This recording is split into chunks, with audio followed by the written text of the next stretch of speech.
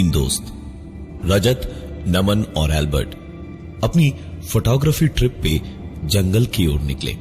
डाक बंगलो के रूम की बुकिंग वो पहले से करवा चुके थे। वहां सारा सामान रखकर नहा धोकर तीनों घने जंगल की ओर चले गए, जहां से लौटते वक्त देर शाम हो चुकी थी। इसी बीच रजत ने कहा, चलो भाइयों, तुम्हें कुछ ऐसा दिखाता हूं जो तुम्हें जिंदगी भर याद रहेगा। इतना कहके रजत ने वहीं पड़ी एक लकड़ी उठाई और नीचे मिट्टी में एक बड़ा सा गोला बनाया, तकरीबन 9 फीट लंबा और चौड़ा। उस गोले के अंदर अब रजत ने एक 5 कोने वाला सितारा बनाया और उसके बीचों बीच बैठकर उसने कहा, अब देखना मजा, शैतान को बुलाऊंगा मैं। रजत की ऐसी बातें सुनकर नमन और एल्बर्ट पहले तो अपनी हंसी नहीं रोक पा रहे थे, लेकिन फिर रजत ने अपने हाथ ऊपर आसमान की ओर उठाए और अजीब सा कुछ बड़बड़ाने लगा।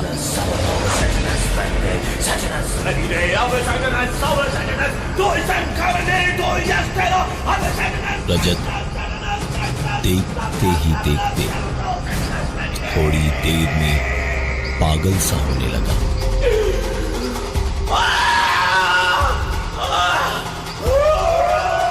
आंखें उसकी उलटने लगी, जैसे बेहोशी सी छाने लगी थी रजत पे।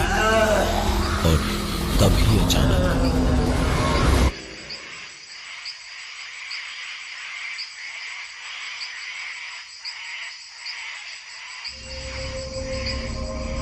रजत जैसे बैठे बैठे घुटनों के बल ही सो गया था। सर और कंधे उसके झुक गए थे। उसकी आवाज भी बदल गई थी और हल्की दबी हुई आवाज में रजत इस वक्त किसी गुस्सैल जानवर की तरह गुर्रा रहा था।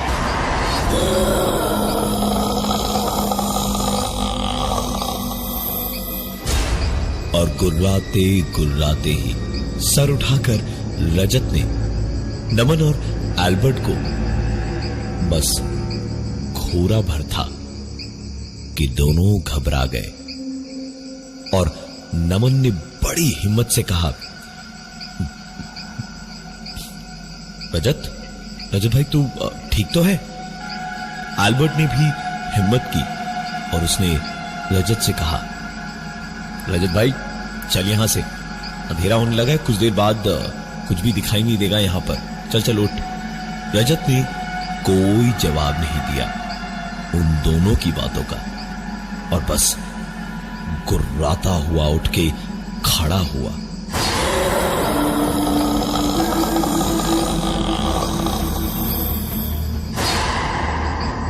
और दोनों की ओर एक एक करके देखा और गुर्राता रहा। नमन और एल्बर्ट को ऐसा लग रहा था जैसे उनके बदन पे खाल के अंदर से किसी चींटियां छोड़ दी है। घबराहट इतनी थी कि अभी इसी तरह 2 मिनट और खड़े रहना पड़ा तो वहीं बेहोश हो जाते शायद। रजत उन दोनों को घूरते घूरते ही 2 कदम आगे बढ़ा और फिर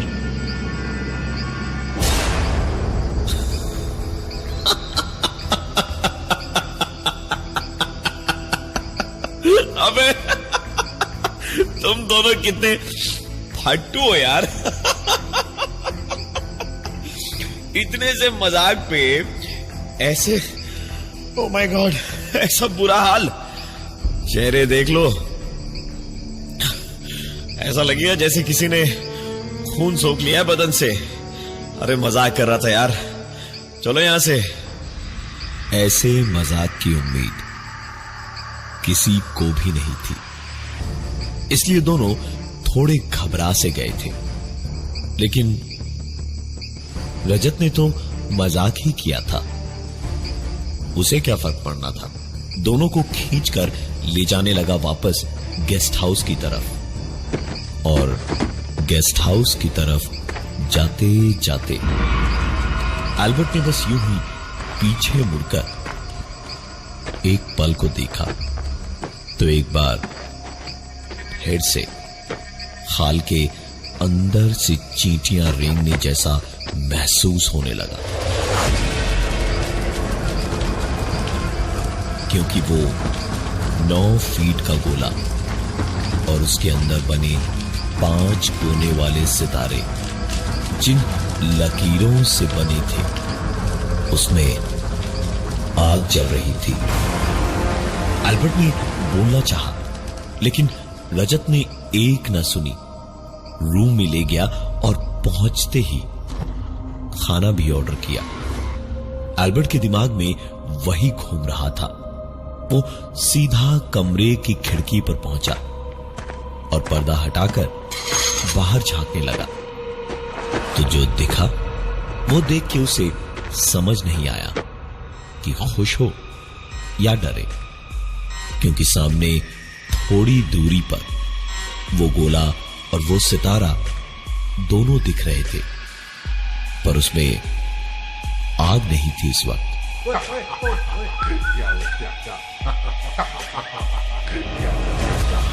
आवाज सुन के एल्बर्ट पलटा तो देखा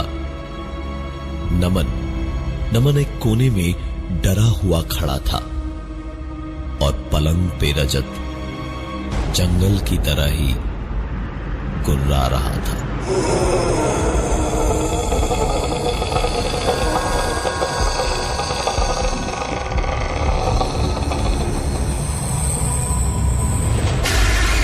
रजत एक बार फिर वैसे ही जंगल की तरह आंखें उल्टी किए हुए गुर्रा रहा था। नमन ने एल्बर्ट को देखा और फिर हंसते हुए रजत से कहा, अबे ओ शैतान के नाना है, चल बहुत हुआ तेरा मजाक, हर बार नहीं फंसने वाले हम, समझा। वैसे तू अगर बोले तो तेरे शैतान के लिए हाँ 1 प्लेट चावल बोल दूं। रजत ने बैठे बैठे ही हाथों से नमन को करीब बुलाया और नमन भी हंसता हुआ जब पहुंचा तब रजत ने एक झटके से उसका कॉलर पकड़ा और करीब खींचकर किसी अलग ही आवाज में उल्टी हुई आंखों से देखता हुआ बोला, मुझे मजाक पसंद नहीं है, समझा। तो तुम्हें तीनों ने बुलाया था मुझे, अब आया हूं तो मजाक लग रहा है। एल्बर्ट और नमन को लगा कि रजत फिर मजाक कर रहा है, लेकिन ये देखने के बाद और कुछ देखना बाकी नहीं रह गया था। एल्बर्ट ने नमन को रजत के हाथों से खींच के अलग किया और वहां से लेकर बाहर भागा। दोनों 10 से 15 सेकंड में ही डाक बंगलों के बाहर थे और मन ही मन बस दुआ कर रहे थे कि जिंदा बचकर निकल पाए। दौड़ते दौड़ते ही दोनों पलटे और डाक बंगलों की ओर देखा तो पाया कि रजत खिड़की पे खड़ा चीख रहा था, भाई बचाओ, भाई बचाओ, मुझे बचा लो, मुझे बचा लो, भाई मुझे बचाओ। और खिड़की अपने आप बंद हो गई। रजत कांच पर हाथ मारता रहा। नमन और एल्बर्ट वापस डाक बंगलों की ओर अपने दोस्त रजत को बचाने के लिए भागे और भागकर जब कमरे में घुसे तो कमरे में रजत कहीं नहीं था। बाथरूम देखा, रजत वहां भी नहीं था। इधर उधर हर जगह छान मारा, लेकिन रजत कहीं दिखाई नहीं दिया।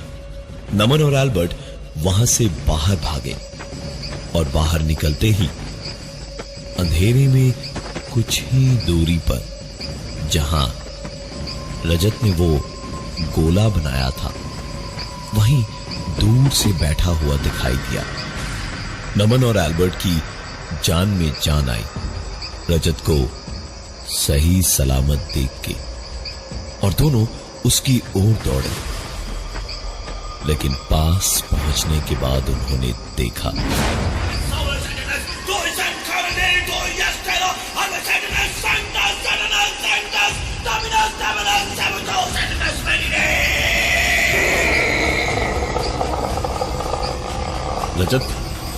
रजत उठ, रजत चल भाग यहां से, रजत भाग यहां से।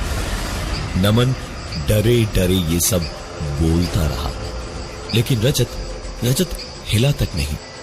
उसकी आंखों की पुतलियां ऊपर चढ़ चुकी थी, हाथ ऊपर आसमान की ओर थे, और आवाज जो सुनाई दे रही थी वो उसकी अपनी तो क्या, किसी भी इंसान की नहीं लग रही थी।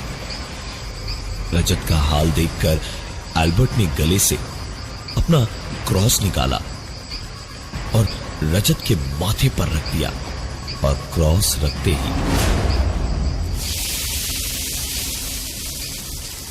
रजत का माथा आग में किसी पत्ते की तरह झुलसने लगा, और एल्बर्ट ने गुस्से में कहा, तुम जो भी हो रजत को छोड़ दो, चले जाओ यहां से, चले जाओ यहां से। I command you to leave, I command you to leave this body। रजत चीखा और एक जोरदार धक्का मार के एल्बर्ट को दूर फेंक दिया।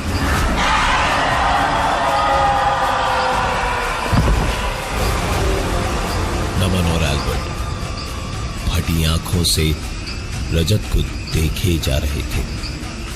वो क्रॉस अभी भी रजत के माथे से चिपका हुआ था। रजत ने नमन और एल्बर्ट को देखा और हंसते हुए कहा,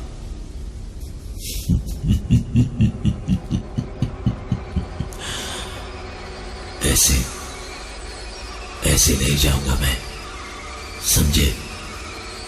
इतनी आसानी से नहीं।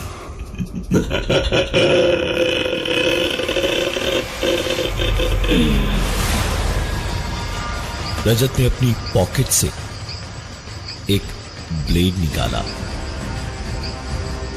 एक बार नमन और एक बार एल्बर्ट को देखते हुए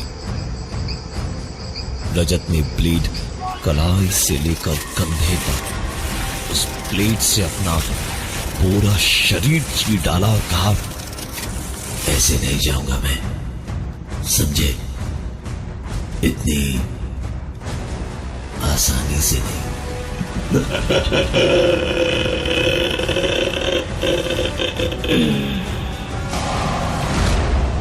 देखते ही देखते एल्बर्ट और नमन के सामने रजत बेहोश हो गया।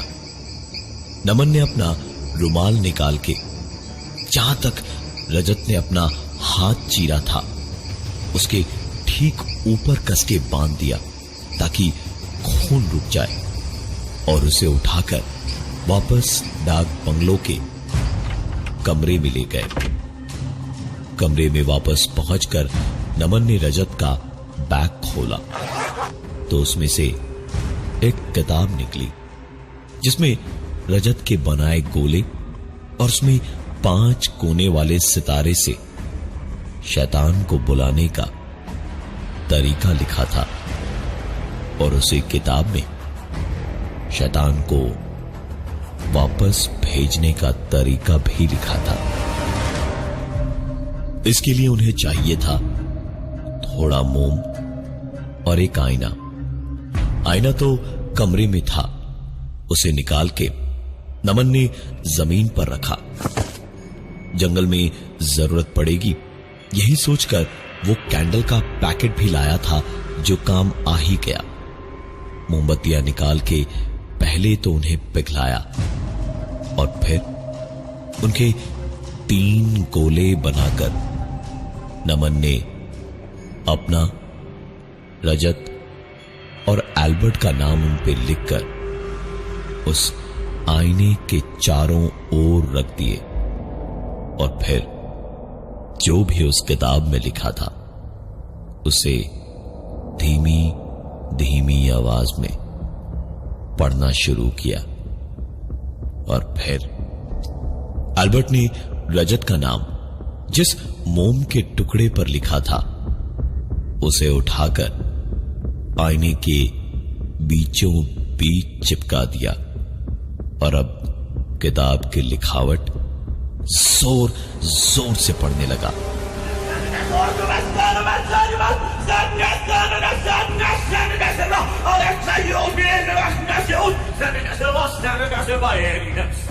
एल्बर्ट आंखें बंद किए हुए अपने सर को ऊपर करके रजत बच जाए बस इसी उम्मीद पे बोलता चला जा रहा था।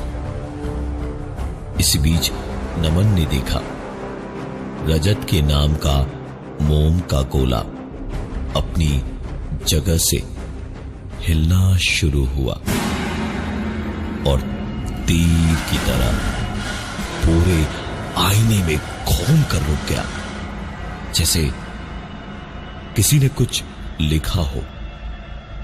एल्बर्ट ने ऐसा होने पर उसे रोक के इशारा करने को कहा था और उसने वैसा ही किया।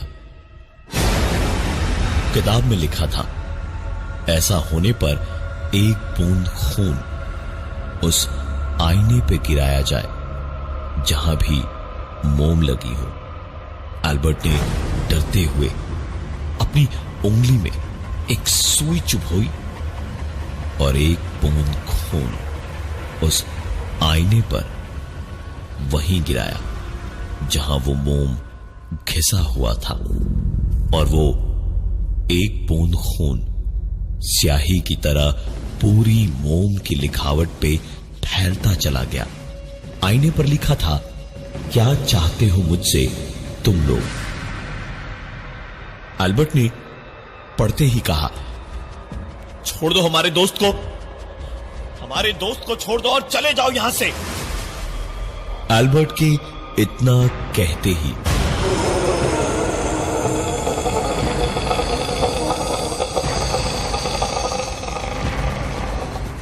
रजत एक बार फिर उठ के बैठ गया और गुर्राने लगा। एल्बर्ट दोबारा चिल्लाया, छोड़ दो हमारे दोस्त को, चले जाओ यहां से।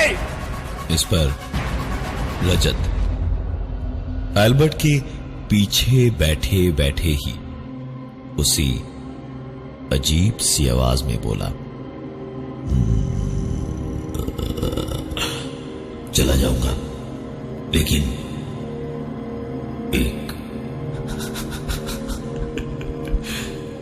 एक शर्त है मेरी। उसका इतना कहना था कि नमन और एल्बर्ट दोनों बोल पड़े, जो भी हो हमें सब मंजूर है, बस रजत को छोड़ दो, उसे जाने दो। उनके इतना कहते ही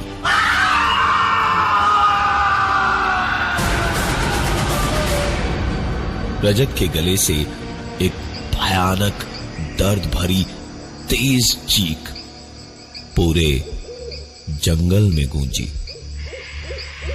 और फिर रजत बेहोशी से जागते हुए बोला, अरे तुम दोनों इतने परेशान क्यों लग रहे हो? अच्छा, तो मतलब अब ऐसे आईना वाइना सजा के मुझे डराने की कोशिश हो रही है, हाँ? रात भर इतना कुछ हुआ था, अब बस 1 घंटा ही बचा था उजाला होने में। रजत कमजोरी की वजह से वापस सो चुका था और नमन और एल्बर्ट उजाला होने का इंतजार कर रहे थे ताकि तुरंत वहां से निकल पाए, और उन्होंने वैसा ही किया भी। उजाला होते ही नमन ने कहा, चल अल्बर्ट, तू चेकआउट कर ले, मैं गाड़ी स्टार्ट करके रजत को लेकर बस आता ही हूं। अल्बर्ट भी तुरंत उठकर गाड़ी स्टार्ट करने दौड़ा। इधर नमन ने रजत को उठाया, पानी की बोतल बैग में भरी और बैग्स और रजत को लेकर गाड़ी में पहुंच के बैठा। अल्बर्ट ने गाड़ी स्टार्ट की और बहुत तेज चलाने लगा। गाड़ी कुछ आगे पहुंची ही थी कि अल्बर्ट ने रियर व्यू में पीछे डाक बंगलों की ओर देखा और देखते ही गाड़ी रोक दी, क्योंकि रियर व्यू मिरर में अल्बर्ट खुद को देख पा रहा था, हाथ हिलाकर अलविदा कहते हुए। अल्बर्ट ने गाड़ी से नीचे उतरकर बाहर निकल के देखा, पीछे वहां कोई नहीं था। अपना वहम मानते हुए उसने गाड़ी स्टार्ट की और सीधे शहर की ओर गाड़ी स्पीड में दौड़ाने लगा। जब फोन उठाया तो डाक बंगलों से था। उधर से एक आवाज ने पूरी बात बताई। सर, वो मैं डाक बंगलों से बोल रहा था। आप लोगों ने अभी अभी चेकआउट किया, पर आप लोग अपना कैमरा और फोटोग्राफी का सामान वाला बैग यहीं भूल गए हैं। ये सुनकर अल्बर्ट अपनी किस्मत पर रोता हुआ माथा पीटता रह गया। कैमरा और उन तीनों के फोटोग्राफी के पूरे सामान के बैग की कीमत तकरीबन 3 से 4 लाख रुपए रही होगी। अल्बर्ट ने तुरंत गाड़ी घुमाई और वापस डाक बंगलो पहुंच के गाड़ी के इंजन को बंद किए बिना ही गाड़ी खड़ी की और नमन से कहा, मैं 2 मिनट में आ रहा हूं, तू रजत के साथ में यहीं गाड़ी में रुक। अल्बर्ट इतना कह के दंदनाता हुआ अंदर चला गया बैग लेने। नमन बैठा रहा। रजत इतना थका हुआ था कि वो गाड़ी में सो चुका था। 5 मिनट हुए, फिर 10, फिर 15। उसके बाद नमन ने अल्बर्ट को फोन पे फोन किया तो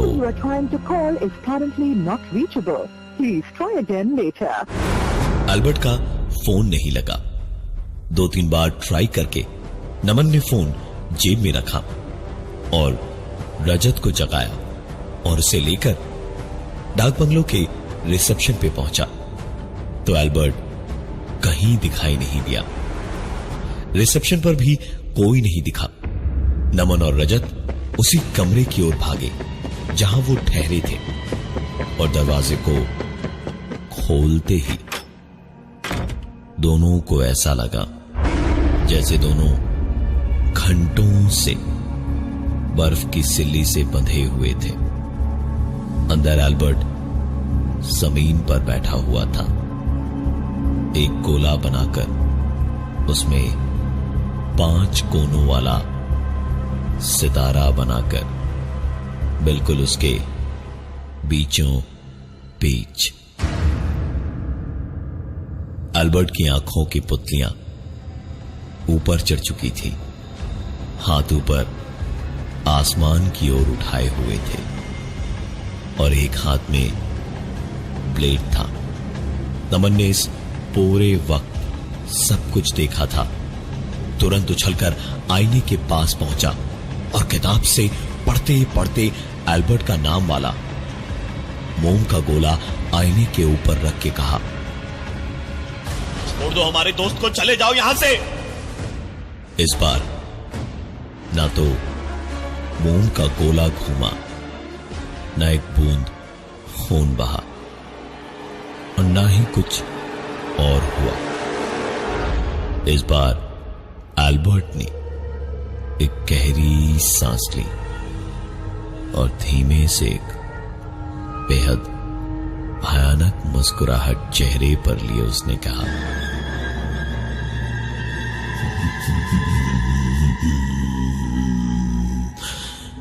चला जाऊंगा, लेकिन एक शर्त है मेरी।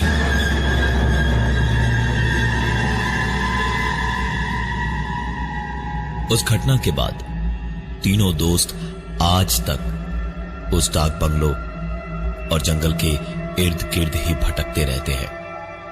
तीनों वहां से बाहर नहीं निकल पाए। क्या थी वो शर्त शैतान की, ना आपको मालूम है, ना ही हमें।